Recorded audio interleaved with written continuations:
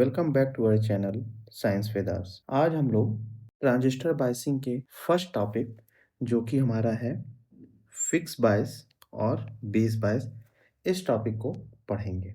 Okay, इस topic को हम लोगों ने दो पार्ट में स्प्लिट किया है। पहला हम इसको एक्सप्लेन करेंगे कि क्या होता है आपका बेस बायस, और दूसरा हम लोग इसके स्टेबिलिटी फैक्टर को एक्सप्लेन करेंगे।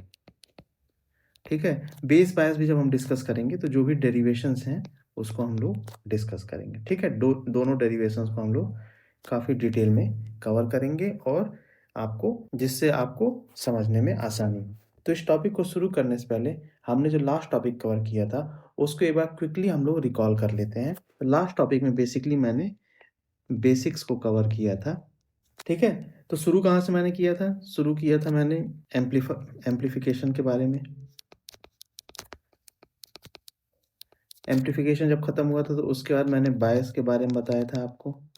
बायस के बाद फिर कौन कौन से मोड में ट्रांजिस्टर को बायस करते हैं, तो 3 मोड के बारे में हम लोग पता है। कट ऑफ मोड, फिर क्या था एक्टिव मोड, और फाइनली हम लोग सैचुरेशन मोड के बारे में बात किए थे। उसके बाद हम लोगों ने ट्रांजिस्टर्स के बारे में पढ़ा था, और कितने टाइप के ट्रांजिस्टर पढ़े थे? 2 टाइप के, एनपीएन को और पीएनपी ट्रांजिस्टर को पढ़ा था। ट्रांजिस्टर जब हमने ख़त्म किया उसके बाद हम लोग इसके कॉन्फ़िगरेशन के बारे में पढ़ा था। कौन कौन सा कॉन्फ़िगरेशन? कॉमन बेस और कॉमन इमीटर, कॉमन कलेक्टर। उसके बाद हम लोगों ने लोड लाइन के बारे में डिस्कस किया था, और लोड लाइन में फिर हम लोगों ने क्यू पॉइंट के बारे में भी बात की थी। जब यहाँ तक हम लोगों ने पढ़ लिया था उसके बाद से हम लोगों ने स्टेबलाइजेशन के बारे में पढ़ा। ठीक है, अब स्टेबलाइजेशन में फिर हमने क्या पढ़ा कि स्टेबलाइजेशन कौन से पैरामीटर से डिफाइन होता है, तो हम लोगों ने उसको भी पढ़ा था। स्टेबिलिटी फैक्टर से डिफाइन होता है, जिसको हम लोगों ने कैपिटल एस से डिनोट किया था। ठीक है, उसके बाद हम लोगों ने स्टेबिलिटी फैक्टर के टाइप्स को पढ़ा था। तो फर्स्ट टाइप का स्टेबिलिटी फैक्टर एस, फिर एस प्राइम, और फिर हम लोगों ने एस डबल डैश या एस डबल प्राइम के बारे में पढ़ा था। ठीक है, फाइनली हम लोगों ने अनस्टेबलाइजेशन के बारे में भी पढ़ा था कि किस कंडीशन में आपका जो ट्रांजिस्टर होगा वो अनस्टेबलाइज हो जाएगा। तो अनस्टेबलाइजेशन के बारे में पढ़ा था। अनस्टेबलाइजेशन की 2 कंडीशन थी, एक तो टेम्परेचर की और फिर आपका प्रोसेस की। तो ये काफ़ी डिटेल में हम लोगों ने ऑलरेडी डिस्कस कर लिया है। आप जाके पहला लेक्चर, या यूँ कहें कि जो बेसिक इस टॉपिक का है, जो लास्ट लेक्चर है, उसको आप देख सकते हैं। अब आइए हम लोग शुरू करते हैं फिक्स बायस, या इसको हम लोग दूसरे नाम से भी जानते हैं बेस बायस। कंफ्यूज नहीं होना, अगर कहीं फिक्स बायस लिखा है या कहीं-कहीं बेस बायस भी लिखा है तो आपको समझ जाना दोनों एक ही है। सबसे पहले अगर हम सर्किट जो नीचे बनी हुई है उसको उसका नॉमेनक्लेचर कर देते हैं। ये हमारी सर्किट नंबर 1 है, ये हमारी सर्किट 2 है, और ये हमारा सर्किट 3। ठीक है, अब सर्किट 1 पे देखिए, हम सारे जो भी कंपोनेंट हैं उसका नाम लिख लें। तो ये हमारा वीसीसी है, जो कि आपका पॉजिटिव वोल्टेज सोर्स है। ठीक है, ये जो रेजिस्टेंस है इसका नाम है आरबी, इस रेजिस्टेंस का नाम है आरसी। ये हमारा ट्रांजिस्टर है, जो कौन सा ट्रांजिस्टर है? एनपीएन। कैसे हमने पहचाना? क्योंकि इसमें जो एरो है वो आउटवर्ड्स है। ओके, ये टर्मिनल आपका बेस है, ये टर्मिनल कलेक्टर है, और ये टर्मिनल आपका इमीटर है। अब करंट कंपोनेंट की बात हम लोग कर लेते हैं। जो डिफरेंट करंट कंपोनेंट्स हैं, तो देखिए यहाँ पे आपका कौन सा करंट फ्लो करेगा? तो वो फ्लो करेगा आईबी, यहाँ से फ्लो करेगा आपका आईसी, और यहाँ से फ्लो करेगा आपका आईई।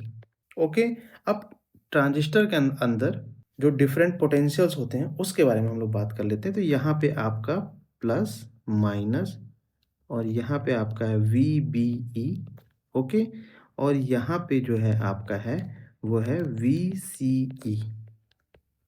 ओके, ये प्लस और ये माइनस। क्लियर है? सारे कंपोनेंट्स का हमने नॉमेनक्लेचर यहाँ कर दिया। तो आइए थोड़ा सा इस सर्किट के बारे में, जो सर्किट की डिटेलिंग है उसके बारे में हम लोग लिख लेते हैं कि क्या है आपका जो VCC है वो क्या है आपका पॉजिटिव, क्या है? पॉजिटिव वोल्टेज सोर्स है। ठीक है, RC क्या है आपका? RC आपका है कलेक्टर रेजिस्टेंस है। आरबी क्या है आपका? तो सर आरबी जो है वो है बेस रेजिस्टेंस, बेस रेजिस्टेंस है।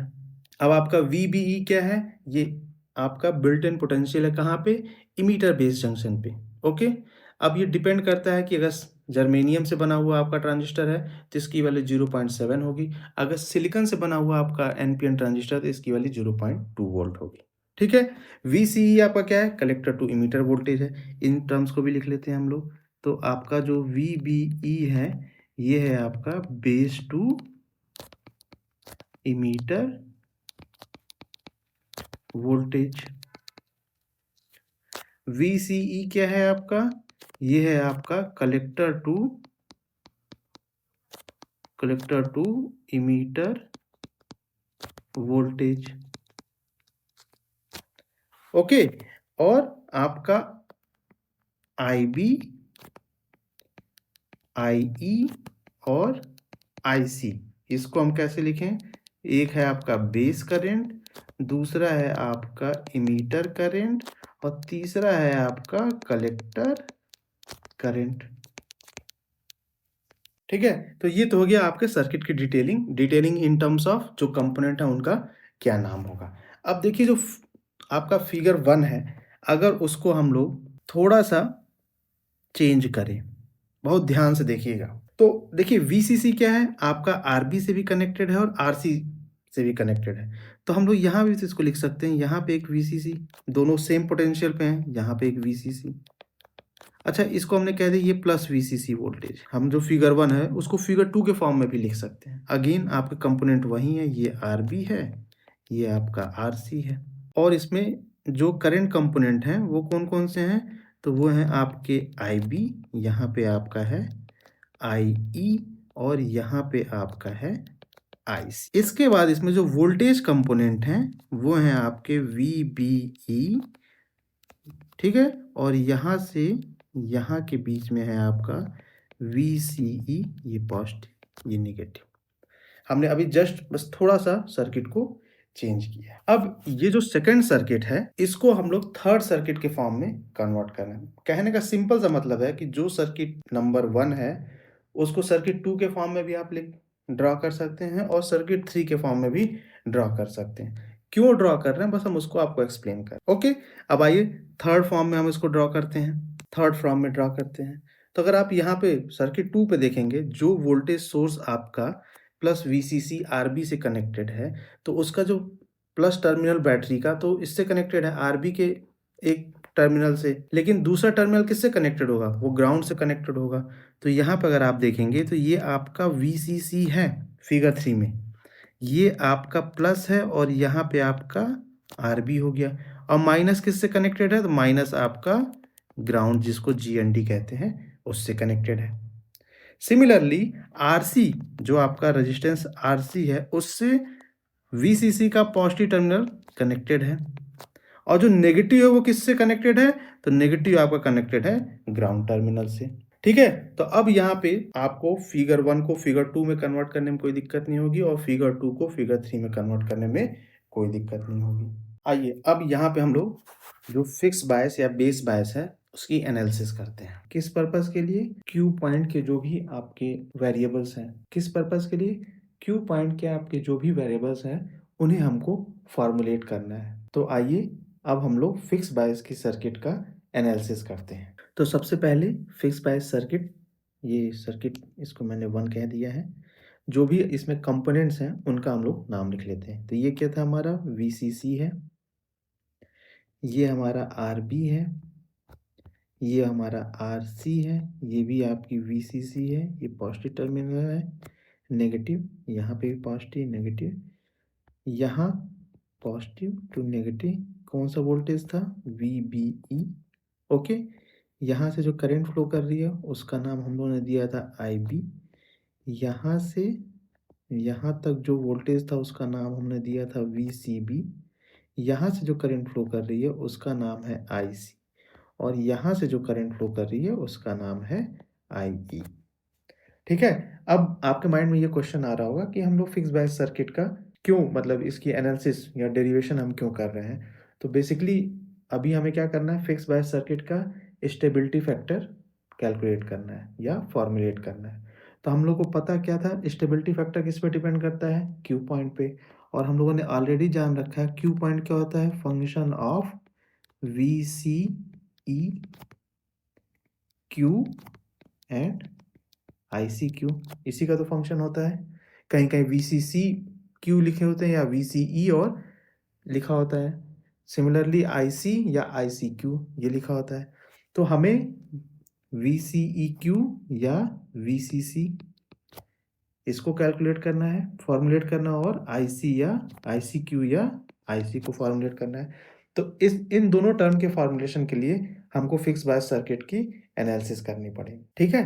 तो अब अगर आप इस सर्किट को ध्यान से देखेंगे तो हमें क्या नज़र आ रहा है, इसमें हमें दो लूप नज़र आ रहा है। कौन कौन से, तो ये जो है हमारा, ये है हमारा फर्स्ट लूप और ये जो है सेकेंड लूप है। तो हम क्या करेंगे, हम सबसे पहले करेंगे अप्लाई करेंगे KVL in loop 1। Apply KVL in loop 1। Okay, ये लूप 1 क्या है आपका, लूप 1 जो है वो आपका है इनपुट लूप।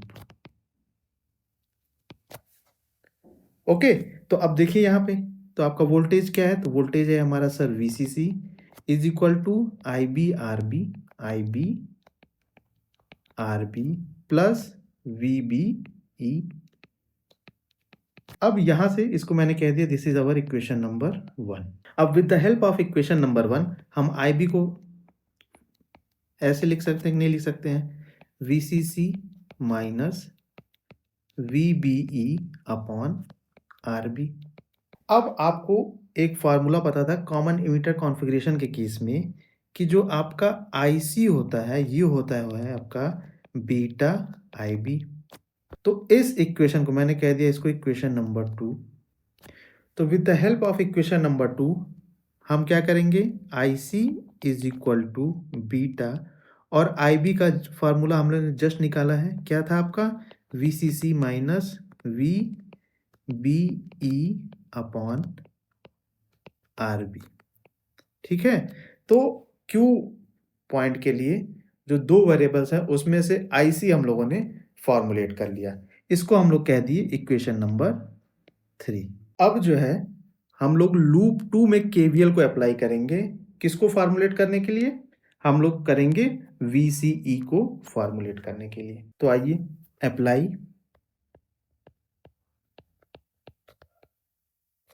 केवीएल इन आउटपुट लूप। आउटपुट लूप कौन सा है, जो कि लूप 2 है, फिगर 1 में आप देख सकते हैं। तो आइए केवीएल को हम लोग अप्लाई करते हैं।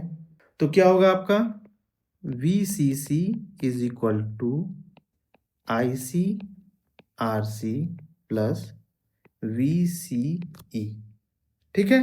हमने कह दिया इसको इक्वेशन नंबर 4। अब आप इक्वेशन नंबर 4 से डायरेक्टली वी सी ई का फॉर्मुलेशन कर सकते हैं कि नहीं, ईजिली कर सकते हैं। तो V C E is equal to क्या हो जाएगा, V C C minus I C R C, ये हो गया आपका सेकेंड टर्म। या हम यूँ कहें कि जो हमारा क्यू पॉइंट होता है उसमें हम लोगों को वी सी ई जो ज़रूरत होती है वो हमने इसको डेराइव कर लिया है। इसको हमने कह दिया ये हमारा इक्वेशन नंबर 5 है, ठीक है। तो अब हमारा जो नेक्स्ट टॉपिक है वो है आपका स्टेबिलिटी फैक्टर। अच्छा, स्टेबिलिटी फैक्टर के लिए हम लोगों ने क्या जस्ट फार्मूला पढ़ा था या डेफिनेशन हम लोगों ने ऑलरेडी बेसिक्स में पढ़ लिया था। तो उसमें हमने क्या पढ़ा था, stability is the rate of change of collector current with respect to the leakage current at constant input voltage जो कि VBE है एंड एम्पलीफिकेशन फैक्टर जो कि आपका बीटा है, ठीक है। तो ये हम लोगों ने फार्मूला ठीक है, तो हम लोगों ने ये डेफिनेशन ऑलरेडी पढ़ लिया था। अब आइए सबसे पहले हम लोग जो भी इक्वेशंस अभी जस्ट डिराइव किए हैं उसको एक बार रीराइट कर लेते हैं। तो क्या क्या इक्वेशन हम लोगों ने डिराइव किया है, तो पहले हम लोगों ने डिराइव किया है IB का इक्वेशन।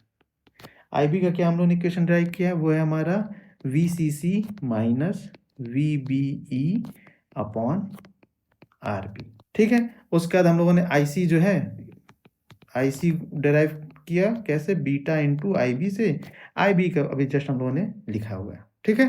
फिर हम लोगों ने क्या किया है, वीसीई को फॉर्मुलेट किया है, वीसीई को हम लोगों ने कहा वीसीसी माइनस आईसी आरसी, ठीक है। तो हम लोगों ने ये 3 इक्वेशन अभी जस्ट जो है डिराइव किया है, ओके। तो स्टेबिलिटी फैक्टर को डिराइव करने से पहले हम लोग, आपको याद होगा हम लोगों ने ये इक्वेशन पढ़ा था, IC is equal to beta I B plus beta plus 1 I C B O, ठीक है। इसको मैंने कह दिया इक्वेशन नंबर 6, ओके। अब इस इक्वेशन नंबर 6 में हम लोग आई बी की वैल्यू को पुट करते हैं, ठीक है। तो I C is equal to beta, I B की जगह पे हम लोग लिख सकते हैं V C C minus V B E upon R B, okay, plus beta plus 1 I C B O. I C B O क्या है, आपका लीकेज करंट है, ओके। अब ये जो इक्वेशन है इसको मैंने कह दिया this is our equation number 7। अब हम लोग इक्वेशन 7 को डिफरेंशिएट करते हैं with respect to the I C, ठीक है। Means differentiate equation 7 with respect to I C, ठीक है। तो लेफ्ट हैंड साइड पे देखिए हम लिख सकते हैं कि नहीं, D I C upon D I C is equal to, अच्छा आर बी आपका कांस्टेंट है तो बीटा अपॉन आर बी इसको कॉमन ले लेते हैं, D of D I C in a bracket V C C minus V B E, okay, plus beta plus 1 D I C B O upon D I C. अब यहाँ पे stability factor का हम लोग जो फॉर्मूला है उसको एक बार लिख के उसको अप्लाई करते हैं। तो हमें क्या पता है, stability factor S is equal to D I C upon D I C B O at V B E and beta is constant. इस जो इक्वेशन है इस इक्वेशन को हमने कह दिया ये हमारा इक्वेशन नंबर 8 है। इक्वेशन नंबर 8 को ध्यान से देखेंगे तो उसमें आपका D I C upon D I C क्या हो जाएगा, तो सर ये हो जाएगा हमारा 1 is equal to beta upon R B. V C C हमेशा कांस्टेंट वोल्टेज की बात की है, कांस्टेंट का डिफरेंशिएशन क्या होता है, 0 होता है, तो हो गया 0 माइनस आपका V B E stability factor के फॉर्मूले में कांस्टेंट की तरह ट्रीट होता है तो उसका भी डिफरेंशिएशन क्या हो जाएगा, 0 हो जाएगा, प्लस बीटा प्लस 1। अब यहाँ पे देखिए D I C B O upon D I C, ये क्या हो जाएगा, तो सर ये जो आपका डी आई सी बी ओ है अपॉन डी आई सी ये हो जाएगा 1 अपॉन एस स्टेबिलिटी फैक्टर के फॉर्मूले से। तो आप इस इक्वेशन को कैसे लिख सकते हैं, 1 इज इक्वल टू ये टोटल टर्म आपके क्या हो गया, 0 हो गया। यहाँ पे क्या मिला आपको, beta plus 1 multiplied by 1 by S. अगर एस को आप लेफ्ट हैंड साइड में लेके जाते हैं तो आपका स्टेबिलिटी फैक्टर क्या आ गया, बीटा प्लस 1। ये किस केस में है, तो सर ये जो स्टेबिलिटी फैक्टर है वो आपका फिक्स बायस या बेस बायस के केस में ये स्टेबिलिटी फैक्टर का फार्मूला है। आपके लिए एक काफ़ी इंपॉर्टेंट पॉइंट मैं यहाँ पे लेके आ रहा हूँ, generalised expression for the stability factor. देखिए आपको बेस बायस पढ़ना है, इमीटर बायस पढ़ना है, कलेक्टर बायस पढ़ना है, वोल्टेज डिवाइडर बायस पढ़ना है। आपको 4 टाइप के बायसेस कंडीशन पढ़ना है और आपको हर केस में स्टेबिलिटी फैक्टर के फार्मूले को याद रखना है। तो इस बात को ध्यान में रखते हुए एक जनरलाइज्ड एक्सप्रेशन होता है जो आप यूज़ करके किसी भी बायस से कंडीशन, किसी भी, चाहे वो बेस बायस हो, इमीटर बायस हो, कलेक्टर बायस हो, वोल्टेज डिवाइडर बायस हो, किसी भी बायस की जो कंडीशन है उसके स्टेबिलिटी फैक्टर का फार्मूला आप डिराइव कर सकते हैं। तो क्या होता है जनरलाइज्ड एक्सप्रेशन, आइए उसको लिखते हैं। वो होता है S is equal to beta plus 1 upon 1 minus beta D I B upon D I C, ये फार्मूला होता है। अब इस फार्मूले की हेल्प से आप किसी भी बायस कंडीशन का स्टेबिलिटी फैक्टर कैलकुलेट कर सकते हैं। ठीक है, आइए बेस बायस को एक बार देख लेते हैं, कैलकुलेट कर पा रहे हैं हम लोग कि नहीं कर पा रहे हैं। तो इसमें आपको क्या क्या चाहिए, इसमें हमें चाहिए आईबी का इक्वेशन। आईबी का इक्वेशन हम लोग निकाला था, तो बेस बायस के केस में आईबी इज इक्वल टू क्या था, V C C minus V B E upon R B. तो आपको ये पता है कि V C C V B E constant है, ये कांस्टेंट होते हैं, और सिमिलरली आरबी भी जो है ये भी आपका कांस्टेंट है। तो अगर आपको D I B upon D I C, कहने का मतलब है इस बेस करंट को with respect to the collector current differentiate करेंगे तो आपको क्या मिलेगा, एवरीथिंग इज कांस्टेंट, तो आपको मिलेगा 0। अब ये जो टर्म है आपका D I B upon D I C is equal to 0, इसको हम लोग जनरलाइज एक्सप्रेशन में पुट करते हैं, तो हमें क्या मिलेगा expression, S is equal to numerator में beta plus 1 upon 1 minus beta multiplied by, अब D I B upon D I C क्या है, 0 है, तो ये 0 हो जाएगा। तो आपका ये टर्म क्या हो गया, टोटल ये टर्म आपका 0 हो गया। तो आपको क्या मिलेगा, S is equal to beta plus 1 upon 1, जो कि होता है बीटा प्लस 1।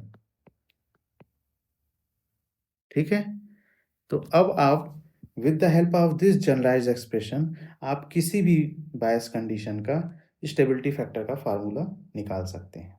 ठीक है, ये इंपॉर्टेंट ज़्यादा उनके लिए है जिनको ऑब्जेक्टिव क्वेश्चन, ऑब्जेक्टिव टाइप जिनके लिए क्वेश्चन पेपर आता है। सब्जेक्टिव में आपको ये फार्मूला लिखने की ज़रूरत नहीं है। अच्छा, एक इम्पॉर्टेंट सूचना है आप लोगों के लिए, वो ये है कि आपको ये जो पीपीटी है हमारे टेलीग्राम चैनल पे मिल जाएगा। तो आप जाइए, टेलीग्राम चैनल का लिंक डिस्क्रिप्शन में दिया हुआ है, या पिन कमेंट में भी हम लोगों ने इसको पिन कर रखा है, उस पे भी जाके आप हमारे टेलीग्राम चैनल को ज्वाइन कर सकते हैं और इस पीपीटी को डाउनलोड कर सकते हैं। तो आज के लिए बस इतना ही। Thank you very much for watching our videos. Please like share and subscribe to our channel, और साथ ही साथ कमेंट करना मत भूलिएगा कि आप कौन से यूनिवर्सिटी के स्टूडेंट हैं। Okay and bye.